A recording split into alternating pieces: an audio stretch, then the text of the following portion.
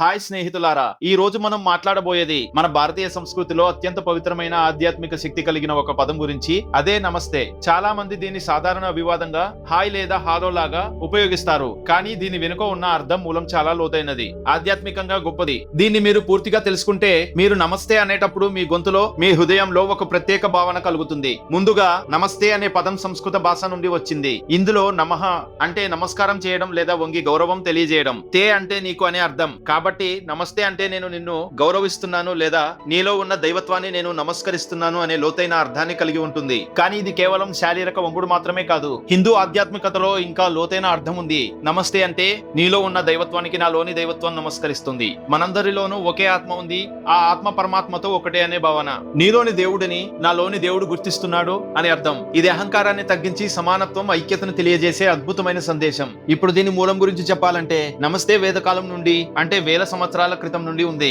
ఋగ్వేదం, అథర్వవేదం వంటి పురాతన గ్రంథాల్లో నమః అనే పదం గౌరవం, ఆరాధన అర్థంలో వాడబడింది.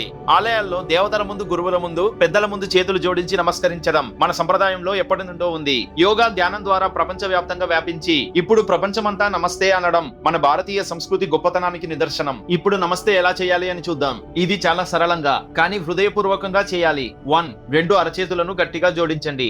ఇదే అంజలి ముద్ర.